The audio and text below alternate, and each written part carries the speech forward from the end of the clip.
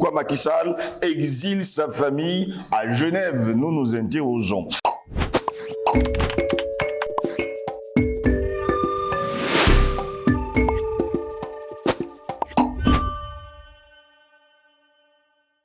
Mesdames, Messieurs, bonjour, très heureux de vous retrouver sur Panafricaniste TV, la chaîne de télévision des panafricanistes. Nous sommes le lundi 20 mars de l'an de grâce 2023. Bienvenue à toutes et à tous à cette autre édition de Parole panafricaniste. Sénégal, manifestation sociopolitique. Ce pays d'Afrique de l'Ouest est considéré comme un îlot de stabilité démocratique depuis des lustres sur le continent africain, mais il en proie à une forte tension politique avec plusieurs manifestations de soutien à l'opposant Ousmane Sonko.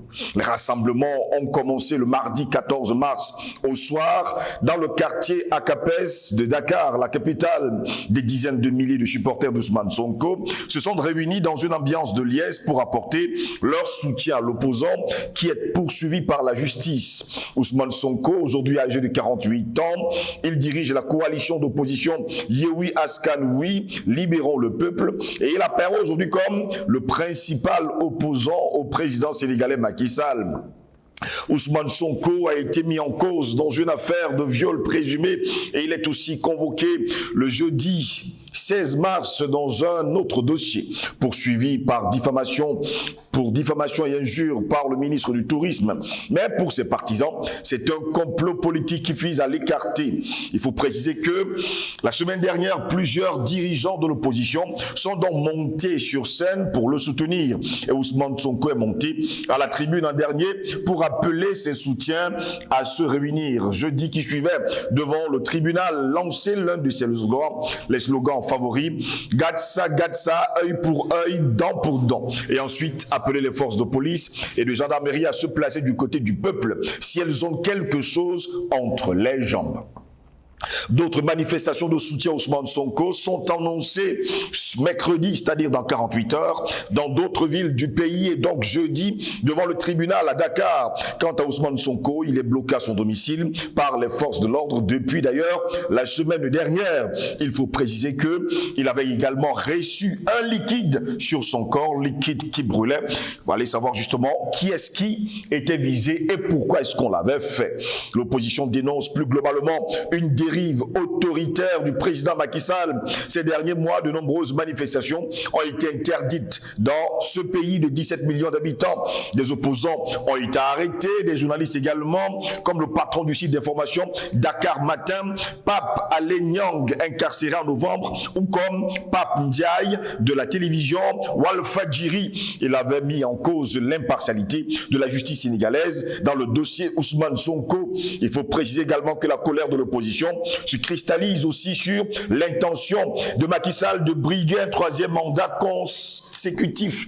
L'actuel président au pouvoir depuis 11 ans verra son deuxième mandat s'achever l'an prochain et normalement la constitution sénégalaise limite strictement la possibilité de faire un troisième mandat. Le président n'a pas dévoilé ses intentions, mais l'opposition est persuadée que Macky Sall va chercher à passer outre la constitution. Et dans le meeting de mardi, on entendait notamment le slogan Macky Sall dictateur. Cette tension est préoccupante dans un pays préservé par l'instabilité jusqu'à présent dans une Afrique de l'Ouest où les secousses se multiplient. Au Mali, au Burkina, en Guinée-Conakry et bien d'autres encore. Le Sénégal y a échappé jusqu'à présent, notamment parce qu'il possède une tradition de dialogue et de règlement à des conflits. Les grandes confréries religieuses, les mourides, les tidjanes jouent souvent un rôle majeur pour calmer les esprits. Mais si le Sénégal a échappé à l'instabilité, c'est aussi parce que les présidents ont su se retirer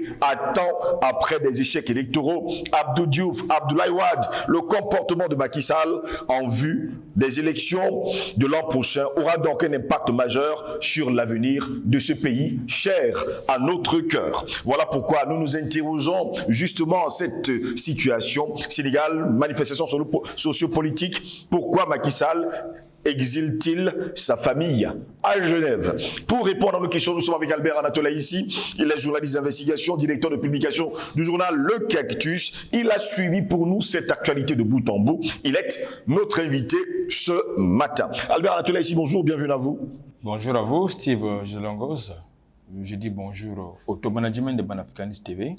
bonjour à l'équipe technique, sans qui, certainement, nous n'aurons pas la visibilité que nous avons sur les plateformes que vous connaissez. Je dis bonjour à l'Afrique, je dis bonjour à la diaspora positive et dynamique africaine, panafricaine. Je dis bonjour aux afro-descendants, notamment des populations de Mayotte qui sont en train de se battre, des populations de la Martinique, de la Guadeloupe, l'île de la Réunion, entre autres.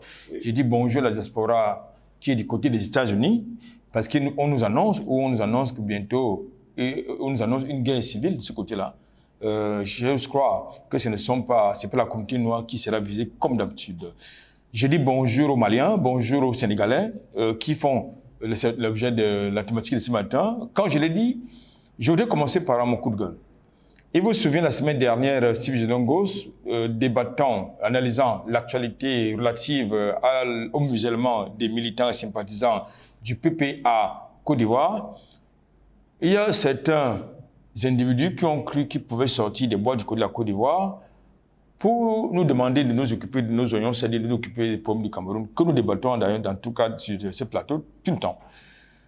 Mais je vais leur rappeler, s'ils sont très informés aussi, comme ils le prétendent, qu'ils nous disent si les Ivoiriens, s'il y a un Ivoirien qui est actionnaire dans le capital de MTN Côte d'Ivoire, s'il y a un Ivoirien qui est actionnaire dans le capital de la Poste de Côte d'Ivoire, qui se trouve entre les mains, je parle pour la Poste, je leur donne des indices.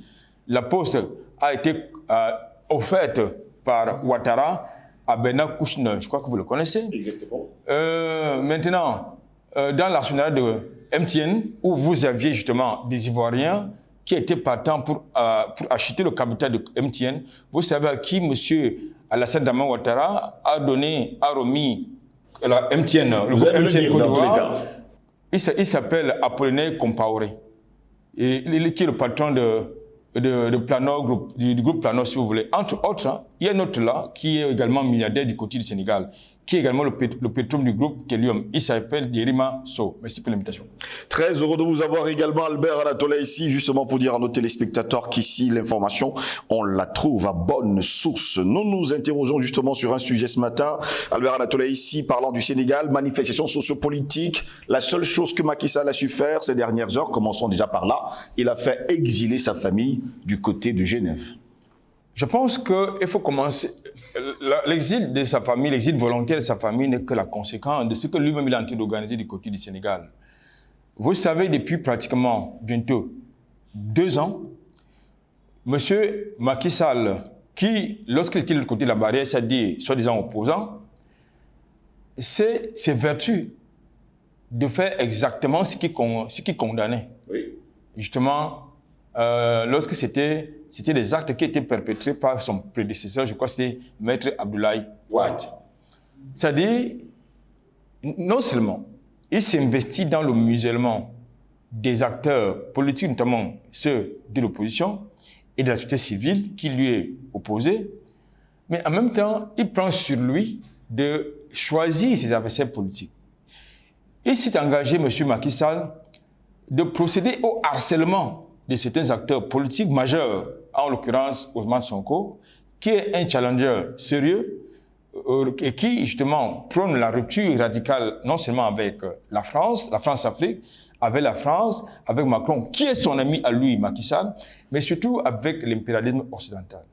Dès lors, on a affublé à ces leaders politiques majeurs qui portent l'espoir, pas seulement du continent africain, mais surtout des Sénégalais, de la jeunesse sénégalaise. On lui a fabriqué des scandales sexuels, notamment le viol présumé, n'est-ce pas, le viol répétitif présumé d'une citoyenne sénégalaise. Je ne sais pas si vous pouvez violer une femme adulte plusieurs fois et vous appelez cela viol. Et que appelle cela viol. On lui a également actuellement, je veux dire, infligé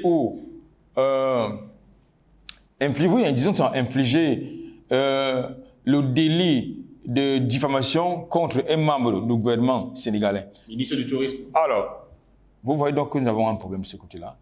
Et du coup, je salue justement la vigilance justement de la jeunesse sénégalaise qui pense que là, Macky Sall est en train de faire exactement ce qui s'est passé du côté de la Côte d'Ivoire, c'est-à-dire de l'autre côté de la frontière, où vous avez un acteur politique qui a choisi d'éliminer ses adversaires politiques.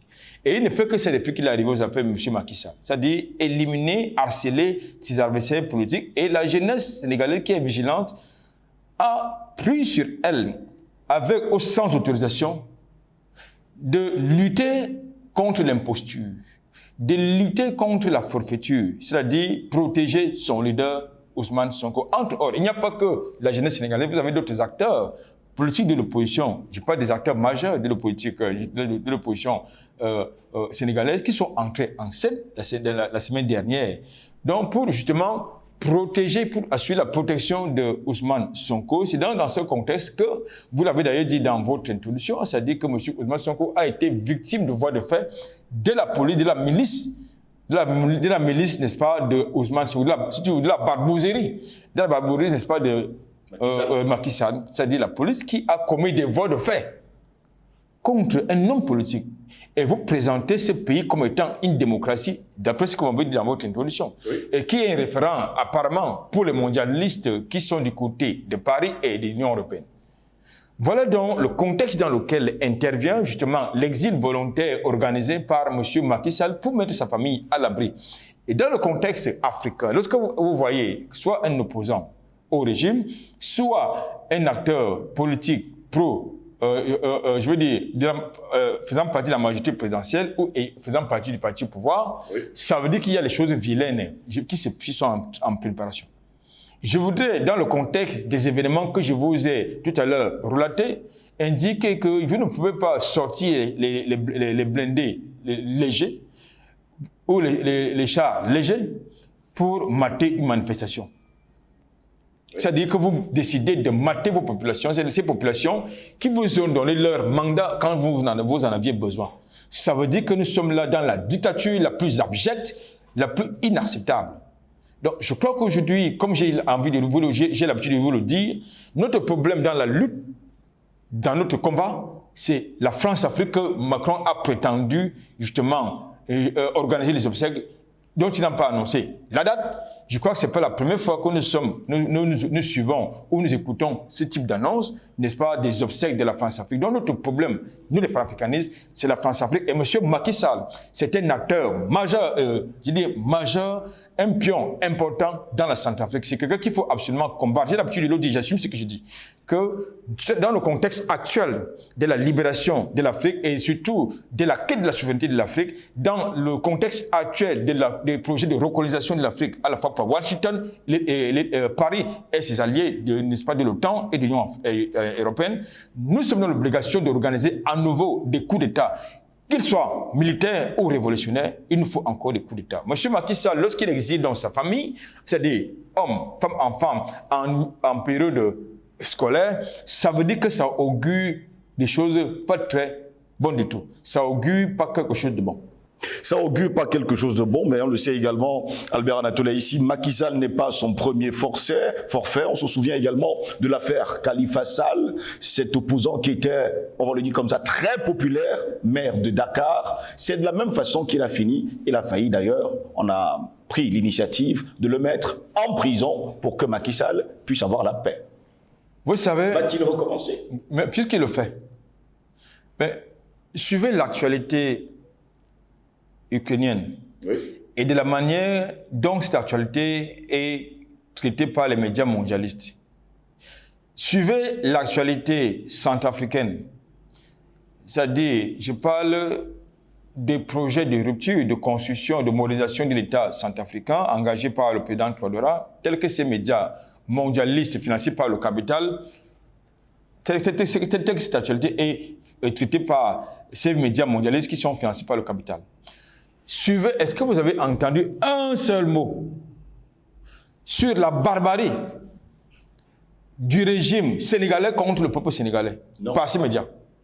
Même pas ces ONG, notamment FDH, qui a l'habitude de nous faire des rapports biscornus, orientés possiblement subjectifs sur l'exercition, entre guillemets, présumé sur d'autres espaces du territoire, n'est-ce pas, africain.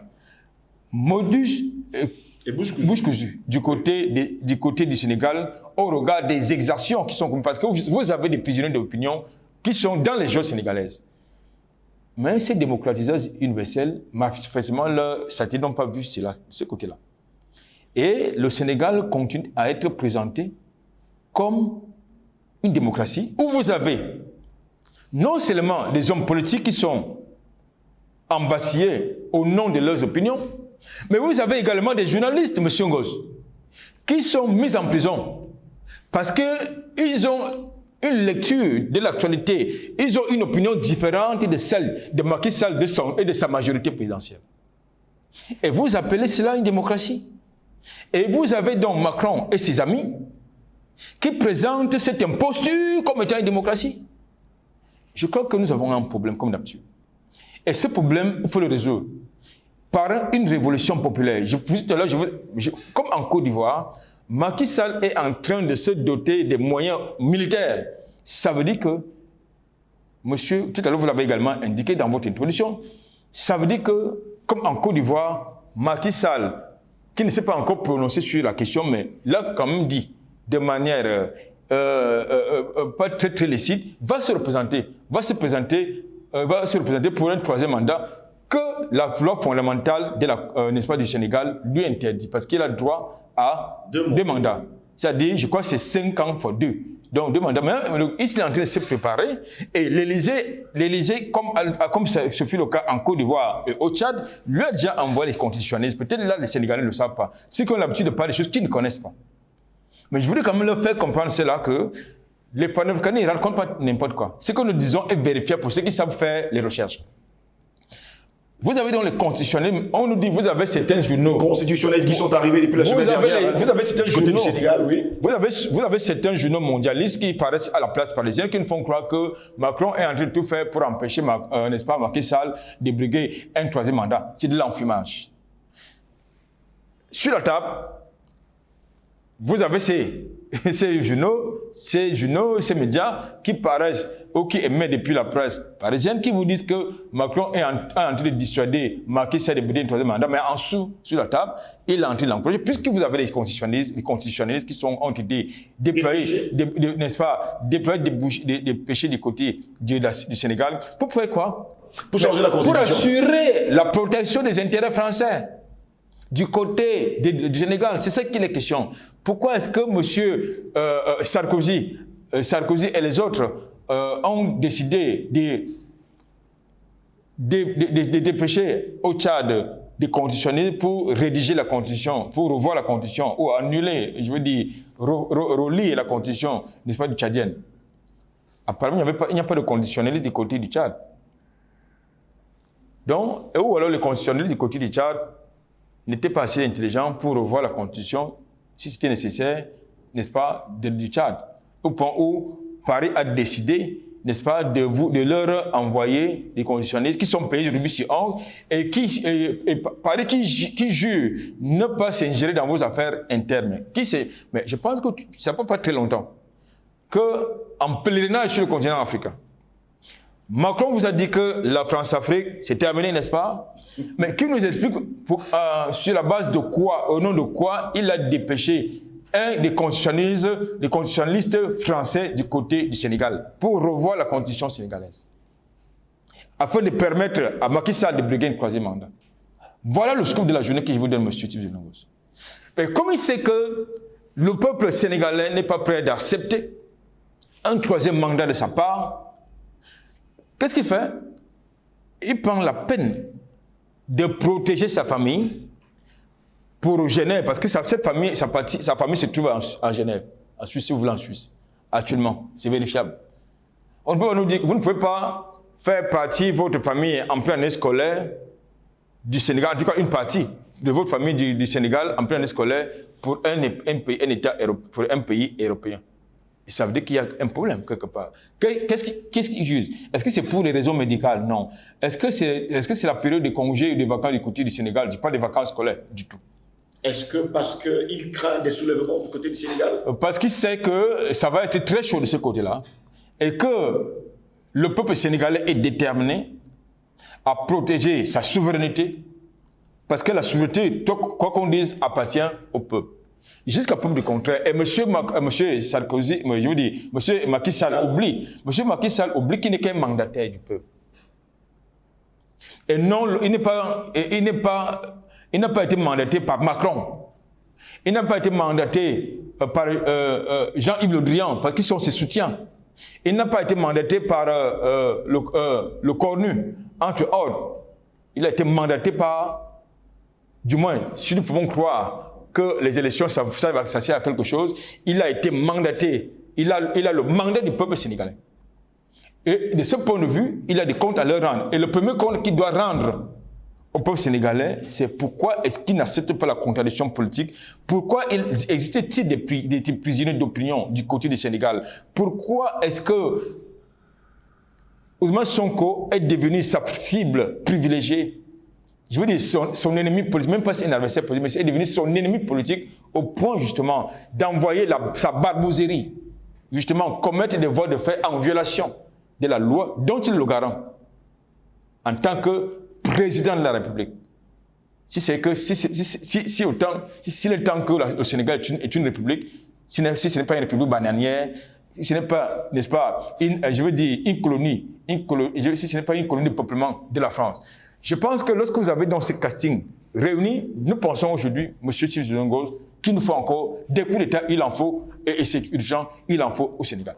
Se dirige-t-on vers un remake à la Côte d'Ivoire, comme ce fut le cas d'ailleurs la dernière fois, où Alassane Dramane Ouattara avait déclaré fort publiquement et devant les chaînes de télévision qu'il ne se représenterait plus comme candidat et que plus tard, il est revenu justement sur ses propos avec la bénédiction de l'Élysée. Quand j'ai préparé cette émission, j'ai suivi une vidéo où la question lui a été formellement posée de savoir s'il va briguer. Je parle à monsieur, la question a été posée à monsieur Macky Sall, s'il va briguer un troisième mandat au regard, n'est-ce pas, de la constitution sénégalaise qui lui proscrit désormais de ne se limiter qu'en 2 mandats. La réponse n'a pas été celle qu'on pouvait attendre. Ça dit non, je ne me brigue pas un troisième mandat, non. Il a nuancé sa réponse en disant qu'il y a les acquis qu'il faut consolider. Je résume son propos, c'est en nuançant qu'il y a des acquis qu'il faut consolider. Et pour consolider davantage ces acquis, certainement, il va lui falloir un troisième mandat.